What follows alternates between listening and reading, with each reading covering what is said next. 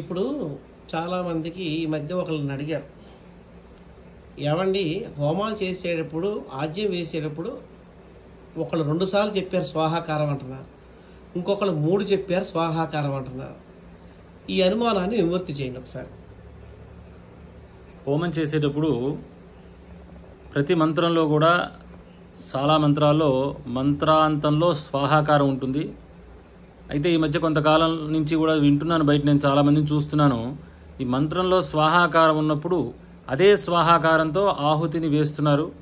కానీ ఈ అదే స్వాహాకారంతో ఆహుతి వేయటం వల్ల మంత్ర విచ్ఛిన్నం అవుతుంది. ఎందుకంటే కంపల్సరీ స్వాహాకారం ఉన్నా లేకపోయినా ప్రతి మంత్రానికి కూడా మనం స్వాహ అనేది పల్లవంగా చేర్చి హోమం చేయాలి. స్వ అనేటప్పుడు ఆజ్యం తీసుకుని హ అనేటప్పుడు హోమం చేయాలి. స్వ ఇతి ఆజ్యం గృహ్ణీయాత్, హ ఇతి హోమం కుర్యాత్ అని మనకి సూత్రంలో ఉంటుంది.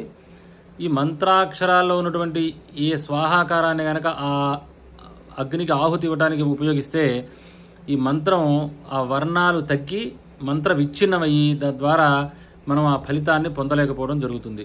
కాబట్టి ప్రతి హోమంలో కూడా మంత్రంలో స్వాహాకారం ఉన్నా మనం ఖచ్చితంగా ఇంకో స్వాహాకారాన్ని కలిపి మంత్రంతో ఆహుతి ఇవ్వాలి. దీనికి దుర్గా సూక్తంతో ఉదాహరణ చెప్పండి, లక్ష్మీ గణపతితో ఉదాహరణ చెప్పండి. లక్ష్మీ గణపతి అంటే మామూలుగా ఇప్పుడు మనం అధర్వ గణపతి తీసుకున్నా కూడా ఓం గం గణపతయే నమః స్వాహ, గం గణపతయే నమః అనేది మంత్రం, గం గణపతయే నమః స్వాహ అని మనం ఆహుతిస్తాం. అట్లానే లక్ష్మీ గణపతి తీసుకున్నప్పుడు ఓం శ్రీం హ్రీం క్లీం గ్లౌం గం గణపతయే వర వరద సర్వజనం మే వశమానయ స్వాహ అనేది మంత్రం.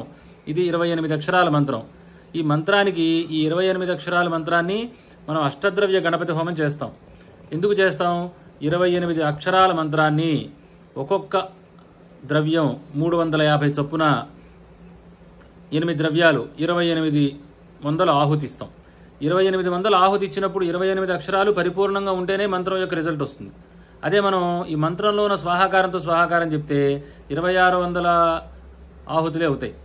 అప్పుడు మంత్ర విచ్ఛిన్నం అవుతుంది, రిజల్ట్ కూడా రాదు. అందుకని ఓం శ్రీం హ్రీం క్లీం గ్లౌం గం గణపతయే వరవరద సర్వజనం మే వశమానయ స్వాహ స్వాహ అని రెండోసారి కూడా ఈ స్వాహాకారాన్ని పలవంగా చేర్చి మాత్రమే మనం హోమం చేయాలి. జపం చేసేటప్పుడు ఒక స్వాహాకారంతో చేస్తాం, హోమం చేసేటప్పుడు దీనికి ఖచ్చితంగా ఇంకో స్వాహాకారం అనేది మనం యాడ్ చేయాలి.